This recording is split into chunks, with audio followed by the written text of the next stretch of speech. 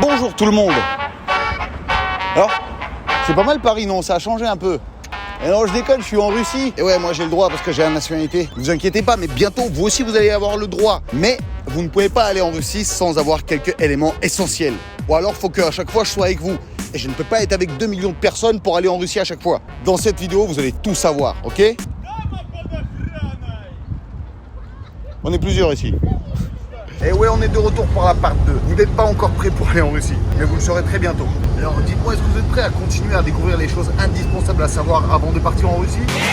Alors c'est reparti. Les trucs indispensables à savoir avant d'aller en Russie, partie 2. La langue russe.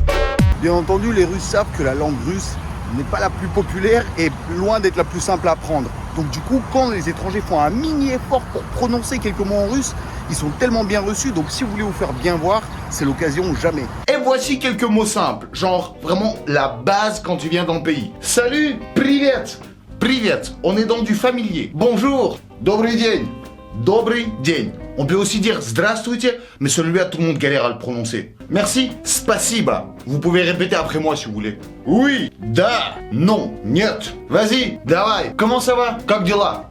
Как дела? Bien, хорошо. Non, хорошо. Ça veut dire bien, mais ça veut dire d'accord aussi. Vous pouvez dire хорошо. Et pour le dernier, on va faire un jeu. À votre avis, ça veut dire quoi?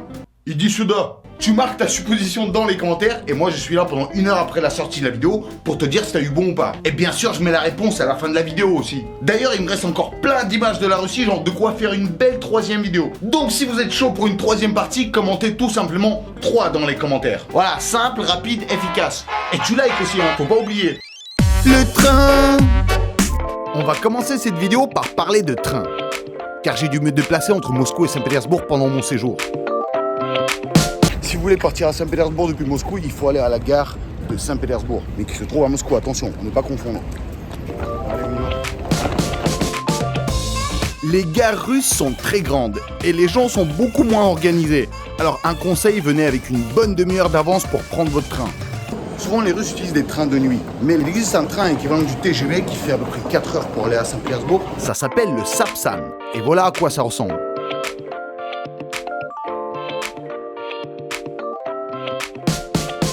Ce genre de nouveaux trains rapides n'ont vraiment rien à envier au TGV. Hein. C'est aussi propre, rapide et même plus spacieux. Hein. T'as limite l'impression d'être en avion avec un film qui passe sur les écrans au milieu et le petit repas qui te sert pendant le trajet.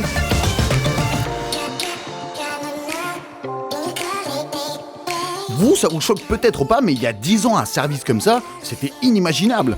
Il fallait rouler 10 heures entassé à 50 dans un wagon. C'est pas les mêmes sensations. Hein. Mais si vous voulez vivre des vraies sensations de train que vous avez jamais vécu, je vous conseille quand même de prendre un train de nuit. Prendre des machines un peu plus vieilles que les nouveaux. Voilà, ça c'est du vrai train de nuit, du plat-carte, du wagon collectif. Ah, t'as l'odeur qui va avec les images. L'alcool. Il faut que je vous parle de l'alcool en Russie. Parce que là, vous vous dites, ouais, la Russie, ça tisse de partout. Effectivement, ça tisse de partout. Et surtout, ça peut mal se terminer pour vous. Je vous en ai déjà parlé. En général, dans toute la Russie, il est interdit de boire dehors. Il est interdit aussi de mettre dans des sacs en papier. Moi, je me suis pris une amende de 50 € comme ça. On était avec un pote, on a mis nos bières dans des sacs en papier, comme aux États-Unis. Et il y a les flics qui sont arrivés, ils nous ont dit, bah, vous n'avez pas le droit, 50 € d'amende. Nous, on a dit, bon, on a des sacs en papier, comme aux États-Unis. Eux, ils ont dit, bah, on n'est pas aux États-Unis. Et on s'est dit, ah oui, c'est vrai, on n'est pas aux États-Unis. Des fois, dans la rue, on voit des gens qui marchent avec des sacs en papier, mais je sais pas d'où ils ont pris cette idée-là. Ne le faites pas. Peut-être qu'ils seront un peu plus indulgents avec des touristes, mais franchement, ne jouez pas à ce jeu-là. Déjà, si vous ne buvez pas d'alcool, ne commencez pas à boire en Russie. Ça peut être dangereux. Mais si vous en buvez déjà, bah continuez, faites-vous plaisir. Par contre, attention, l'alcool est interdit à la vente après 22 h à Saint-Pétersbourg et après 23 h à Moscou. Donc pensez bien à votre soirée et faites le planning. En tout cas, si je peux vous déconseiller une rue, c'est celle-là, Doumskaya. Il faut avoir une maîtrise de la Russie. Il faut vivre à Saint-Pétersbourg depuis plusieurs années pour pouvoir se la mettre ici sans avoir de soucis derrière. En fait, c'est une rue qui compile plusieurs bars qui sont séparés genre à peine de quelques mètres. Et du coup, le soir, ça se transforme en rue de la soif. Tu peux faire tous les bars comme ça, mais les conséquences peuvent être terribles. Alors, personnellement, j'ai déjà vécu genre beaucoup de très mauvaises soirées dans ces rues-là. J'ai des amis français qui ont été très souvent avec moi et qui peuvent le confirmer. Faites attention. Par exemple, la meuf, je crois qu'elle a perdu son téléphone, elle était avec deux keufs en train d'essayer d'enquêter sur quelque chose. En fait, tout le temps, il y a des problèmes ici. Même en journée, ici, je suis pas rassuré, je vous jure. Parmi les histoires qui me sont arrivées dans ces rues-là, j'ai dû perdre au moins 2 fois mon téléphone. Enfin, perdre, me faire voler. J'ai perdu 2 potes, genre, à des moments différents. Mais quand même, genre, perdre des personnes, c'est pas normal.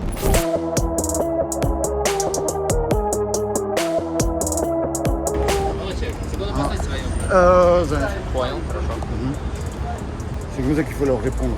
Si j'ai un truc à vous interdire, je vous jure, surtout n'allez jamais dans les strip clubs en Russie.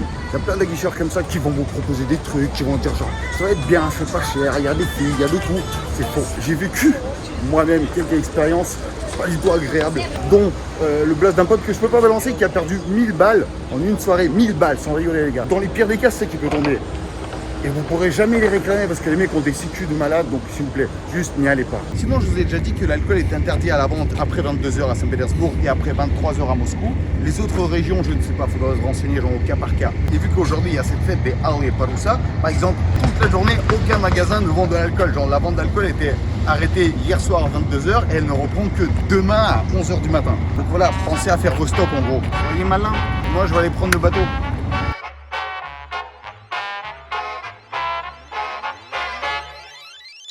Les cafés. Ça en fait c'est l'équivalent russe des Starbucks. Genre c'est aussi cher, ça sert pas à grand chose, mais si vous voulez tester, allez-y. C'est un café froid, goût B, donc Yagd. J'ai jamais goûté ça. Aussi si j'avais un truc à vous recommander, c'est les cafés avec sirop.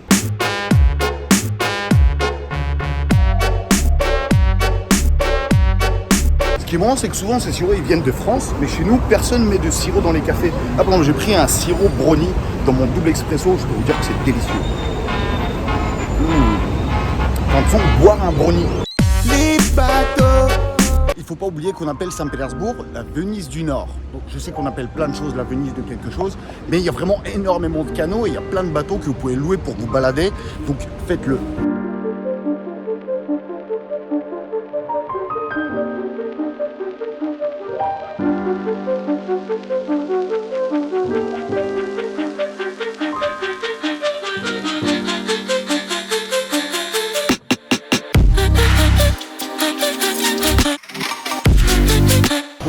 En bateau comme je vous ai dit, donc on peut faire des promenades comme ça à plusieurs, donc ça coûte pas cher, en disant environ entre 5 et 10 euros. Vous pouvez aussi louer des petits bateaux, beaucoup plus individualistes, donc pour faire des petits groupes, par exemple si vous voulez le faire juste entre amis. Donc en gros, dès que vous voyez des kiosques comme ça, ça veut dire qu'il y a un départ de bateau qui se fait à peu près d'ici. Et il y en a plusieurs à peu près dans toute la ville, donc choisissez bien votre trajet car bien sûr les tarifs sont différents et ce que vous allez voir c'est différent aussi. Et il y a beaucoup de monde sur la Neva, des touristes, des taxis, des transports marins et même la police. Oui, je pense que quand t'as une police marine, ça justifie le blast de la Venise du Nord. Et là on voit le L'Art Center, c'est le plus grand building de l'Europe qui est à Saint-Pétersbourg. Et il y a des gars qui se font vraiment plaisir, hein. Oui, le jet ski est autorisé. Ils aiment même arroser des voitures ou des passants comme ça en faisant des vagues. De toute façon, là, il y a beaucoup trop de bruit, je suis obligé de doubler tout ce que je dis. Donc je vais essayer de vous parler par télépathie. Vous m'avez posé beaucoup de questions sur les prix. Alors, le cours du rouble avantage pas mal les Occidentaux, hein. Les prix sont assez bas pour nous. Genre, un repas dans un resto, ça va tourner autour de 5-10 euros sans exagérer. Un café, c'est souvent autour de 1 euro. Une bière, allez, entre 2 et 4 euros max pour une pinte. Un kebab, c'est environ 2-3 euros. Et pour en revenir aux promenades en bateau, privilégiez quand même une veste. Parce qu'en temps normal, il caille quand même un peu sur les bateaux, je vous jure. Bon, je vais pas vous raconter toute l'histoire de l'architecture de Saint-Pétersbourg, il y a des guides sur les bateaux pour ça. Par contre, je peux vous apprendre ce genre de trucs. Si vous voulez que ça vous porte bonheur. En fait, il faut toucher le pont à chaque fois que tu passes en dessous, sans tomber du bateau de préférence. C'est un petit peu dangereux.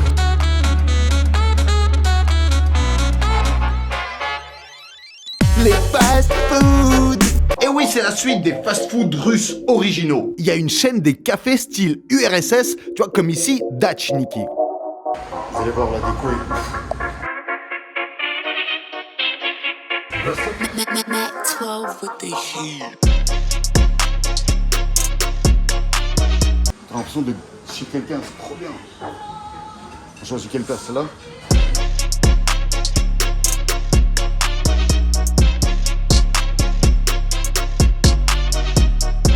Il y a des plats très simples, vous voyez, des salades, des soupes, des brochettes aussi, et ce genre de déco. Franchement, la nappe sur la TV, mais genre toutes les mamies faisaient ça avant.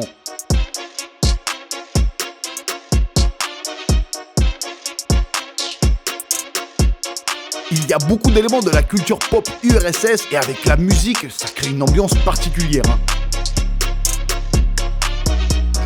J'adore cet endroit et c'est tellement pas cher. Ça, c'est un des meilleurs films soviétiques qui existent.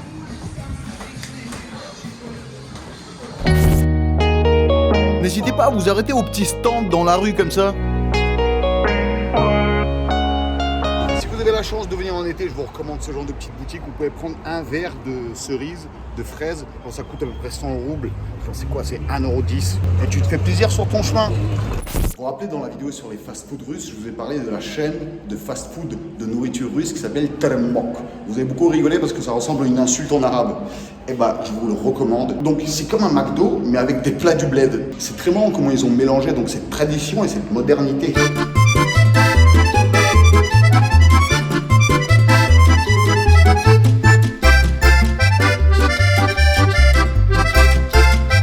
Le problème, c'est que là, il fait 33 degrés et je serais clairement incapable de taper une soupe russe traditionnelle qui s'appelle borsch. Mais vous pouvez la goûter ici. Et si vous avez un peu chaud, il y a la variante akroshka, c'est ce que je vous ai montré des fois en story. C'est donc une soupe froide traditionnelle russe pétillante. Ça donne envie de goûter. Il y a beaucoup de soupes et surtout des crêpes.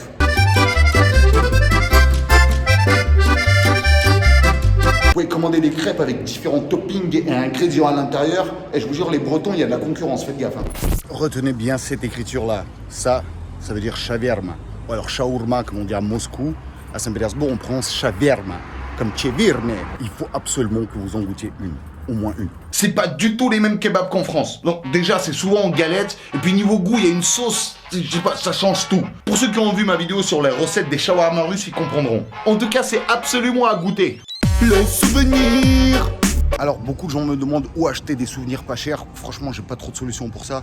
Moi, des fois, je vais à un marché à Saint-Pétersbourg, là où ce genre de boutique achète aussi leurs souvenirs. Mais par contre, j'en sacré un peu, je vous le recommande vraiment pas. Il faut savoir parler le russe. Mais sinon, il y a ce genre de boutiques qui sont à peu près partout dans tous les endroits touristiques. Et franchement, les prix pour les avoir fait à peu près toutes, c'est quasi partout les mêmes, genre à 1 € près. Les souvenirs, ça coûte cher, donc juste prévoyez un budget souvenir, c'est tout. Et surtout, plein de gens veulent acheter des poupées russes.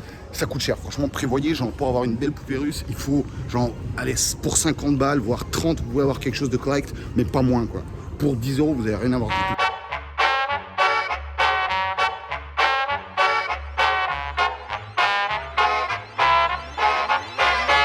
Donc si vous voulez voir des souvenirs pas chers, il faut venir dans ce genre de marché, mais comme je vous ai dit, ça peut être un peu chaud. Moi c'est pas vrai d'ailleurs.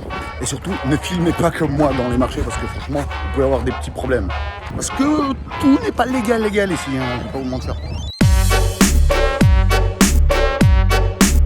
Par contre, il n'y a pas que des souvenirs au marché, hein. Non, il y a tout, hein. Il faut les trouver parmi les contrefaçons des contrefaçons, les jouets au plastique radioactif et les coques d'iPhone 3GS.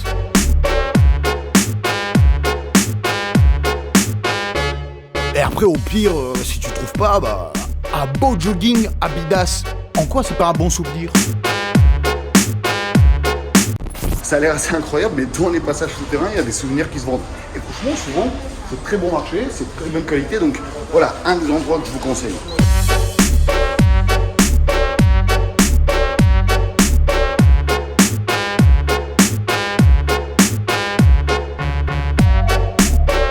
Genre, à Paris, ils vendent du fruit, ici, ils vendent des souvenirs. Bien sûr, si vous achetez des souvenirs à côté des endroits touristiques, ils seront genre quelques fois plus chers, donc évitez.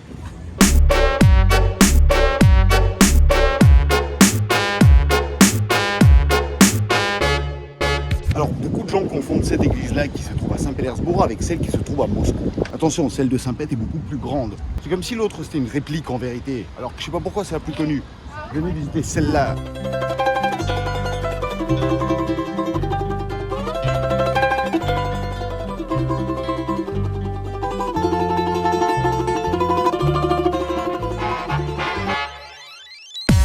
Sortie culturelle. que je peux vous recommander aussi, c'est d'aller voir du théâtre, surtout si vous êtes à Saint-Pétersbourg. Après, à Moscou, il y a ce qu'il faut aussi. C'est une façon originale de découvrir la Russie à travers l'art vivant. Il y a des pièces en anglais ou même sans paroles qui se jouent toutes les semaines, ou même au pire, allez voir du cirque. Nous, on a eu un peu de chance parce qu'une des amies de ma mère travaille dans ce théâtre. Voici donc l'amie de ma mère, c'est l'assistante du metteur en scène, directeur de ce théâtre. On est venu regarder un spectacle sur Don Juan. Ils ont refait une version moderne, on va voir ça.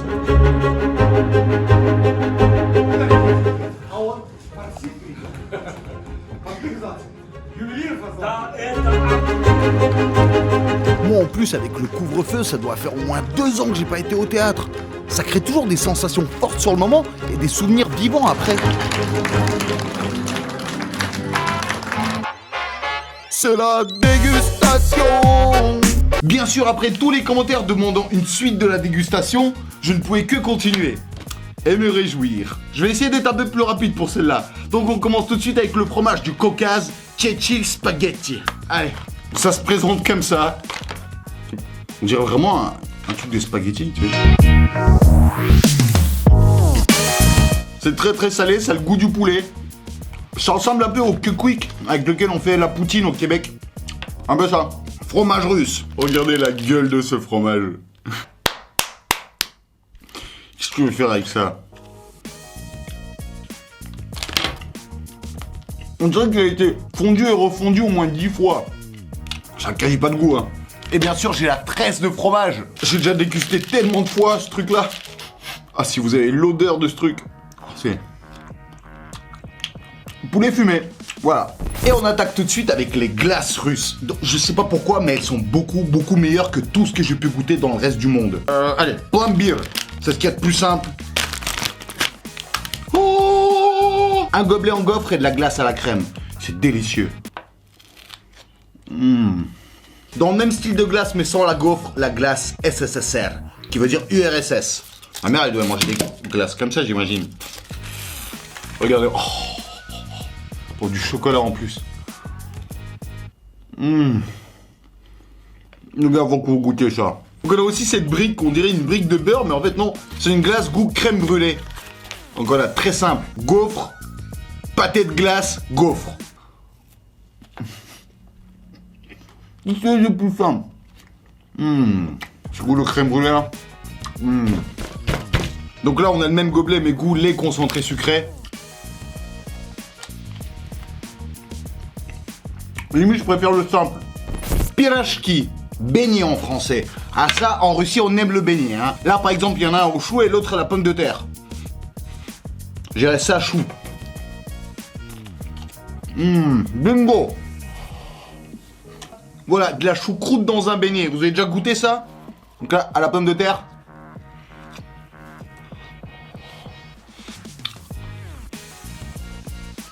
Je sais même pas lequel je préfère. Peut-être pomme de terre. Et on finit avec du sucré. Est-ce que vous connaissez ça? C'est des pailles avec du lait concentré sucré dedans. Je sais pas si ça existe dans d'autres pays, je suis pas sûr. Il y a énormément de gâteaux comme ça aux gaufres. Alors, je sais pas pourquoi, on adore les gaufres. Tous ces gâteaux à base de gaufres là, faut que vous goûtiez. Tant qu'on est dans les gaufres, j'adore ces bonbons là. Ça s'appelle Atlami, on dirait un peu un lion russe. Un bonbon au double lait d'oiseau. J'ai vu dans les commentaires qu'en Bulgarie, vous appelez ça le lait de poule. Bon, ça, en gros, c'est les Raffaello Discount. Alors, c'est beaucoup moins cher que des Raffaello, mais quand même, c'est pas pareil en goût. Hein. Mais il y a un truc. Encore un gâteau avec du fromage blanc.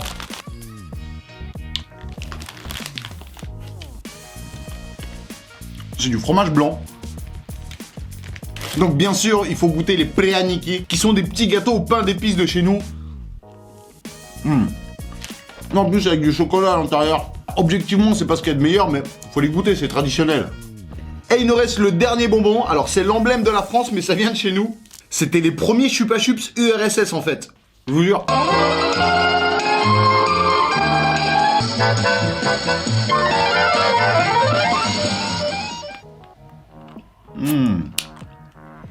C'est vraiment le goût du caramel à l'ancienne. Likez et commentez pour une 3e dégustation, bien entendu.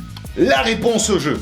Et oui, il dit Suda, ça veut dire viens ici. Bravo pour ceux qui ont trouvé. Bah voilà, déjà vous commencez à vous débrouiller en russe. Par contre, du coup, si vous entendez ça dans la nuit, ne venez pas. Et ouais, c'est déjà la fin de la 2e vidéo.